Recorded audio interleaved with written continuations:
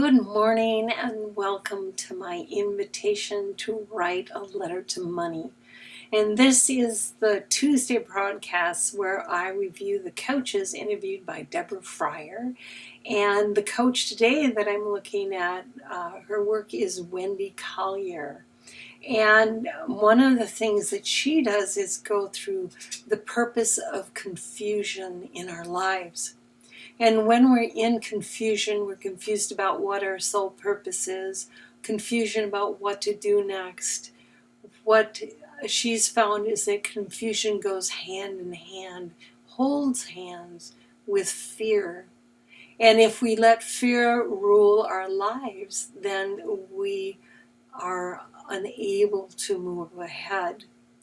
And confusion is a sign of resistance, resistance to what our guts are telling us should be our next move toward happiness and joy and gratitude. So it's okay to admit that we have a confusion story, a fear story, a resistance story, and it's probably necessary in order to move beyond that story. So how to get to your life's purpose is that we need to face and address these issues in our lives when we find the hallmarks of things that are confusing. Then we know that that is a place where we're blocking ourselves from life purpose. So money mindset is one of the issues that Wendy deals with. And of course, if we have confusion about what the next thing to do and how to stop repelling money from our lives, but to actually attract it and treasure it, that's one of the reasons it's called treasure. It needs to be treasured. And we need to have an abundant story that is ruling our lives. And one of the ways that Wendy recommends is to write a letter to money like it's a romantic relationship, and really talk to money like you would somebody that you just absolutely adore and love and value in your life and want to have around every day, that really lights you up and makes you have greater gratitude and more joy in your life. You want to, in this letter, show how you feel about it. And if you find that in your writing, you're finding your negative stories, put that down.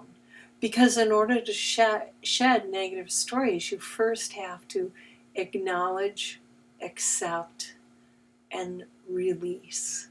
Release the negative stories. If you never uncover the negative stories, then they play in the background. And that in the background is actually very, very powerful, because the universe will accept how you look and feel about it, even if it's almost at the subconscious level. And you will be attracting into your life that which confirms your beliefs. And then you'll get more and more of what you really are believing in. And if it's negative things like, oh, money is so hard to make, oh, it's so hard to find, it is so hard to find rewarding work, it is so difficult, I just can't do this. Well, that's what's going to appear. So how do we flip those mindsets? And one of the things what the coaches say, and every one of the coaches uses coaching because they find somebody who has what they want and ask them to coach them to how they achieved it. So find someone who has abundance and joy and gratitude and say, oh, will you please coach me? Show me how you did this. And it is also helpful to find somebody who knows how to ask for sufficient financial support so that they can be in this world without being consumed by how am I going to pay the mortgage? How am I going to get enough food and clothing and shelter? So be mindful when you choose your coaching.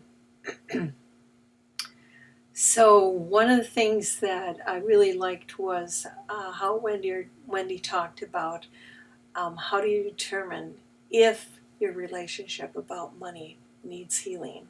That I already know, and I'm looking at all these coaches and their suggestions on how they heal their relationship with money.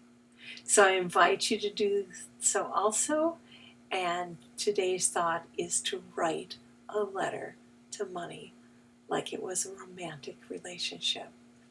And I will let you go now to the 1 minute meditation. And I'm working on what I think should be very exciting Thursday episodes with travel hacking and sage nutritional guidance. See you later.